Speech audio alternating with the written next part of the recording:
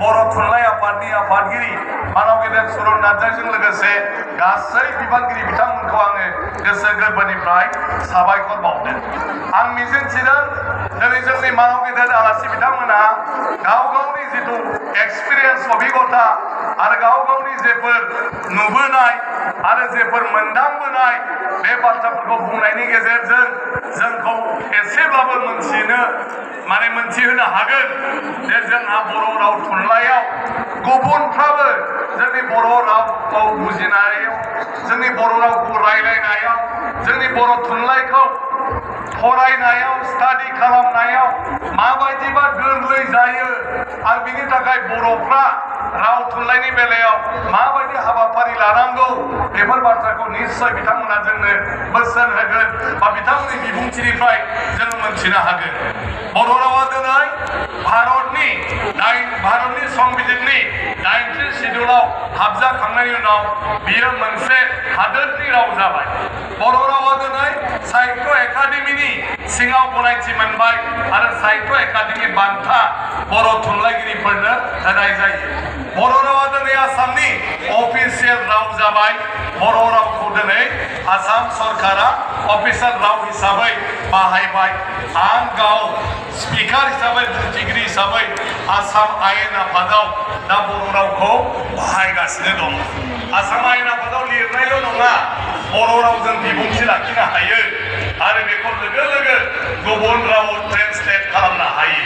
दिनै जोंनि गेजेराव नुजाफैदों आसाम एसेम्ब्लियाव बर' रावनि राव सोलायग्रा बर' नङा गरखासो नेपालि लेंगुवेजनि मानसि अन्जना उपाध्याय अन्जना उपाध्याय आसाम विधान सभायाव बर'खौ हारसायाव इंलिसाव आरो हारसा इंलिसखौ बर'आव ट्रेन्सलेट खालामग्राया बर' नङा, जोंना हनै गरखासो नुबाय बर' राव। आरो जोंनि गेजेराव दा नुजाफैदों बड'लेण्ड इउनिभार्सिटि केम्पास क'क्राझारनि गिबिसिन बर' डिपार्टमेन्टनि फोरोंगिरि हेडआ जोंहा मानव गेदेर इस्माइल हुसैन। आं बिथांखौबो खावलायदों एसे मानसिफ्रा सिनाया हनै इस्माइल हुसैन।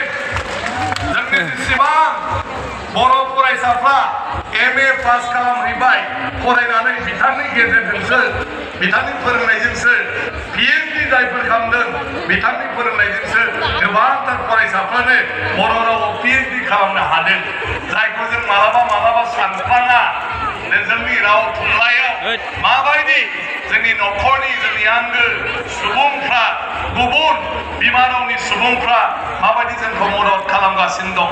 जोंनि गेजेराव जों बयनिबो मानिजाथाव जोंनि बड'लेण्डनिफ्राय दिनै आसाम पाब्लिक सार्भिस कमिसनाव गिबि खेबनि थाखाय चेयारमेन मोननाय जोंहा हनै IPS अफिसार दं रिटायार्ड देबराज उपाध्याय।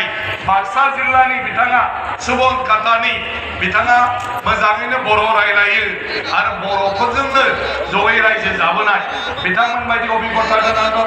जोंहा हनै हाकिम सरबदार बिथां दंफैयो गसाइगावनि। जेब्लानिफ्राय बिथांखौ लोगो मोनो बर'जोंल' रायलायनाय जायो जों सानैजों, बर'आव बर'निख्रुइबो बारा बे बेलायावबो। आरो बेबायदिनो गोबांथार जोंहा दिनै बेवहाय आलासि फैदों, नाम लाबाय थाबा गोलाव जागोन। आं बिथांमोनखौ गोसो गोरबोनिफ्राय सिबिनाय बावदों जे दिनै बर' थुनलाइ आफादनि हांख्रायनाय बायदि बेवहाय नुजाफैनायनि थाखाय।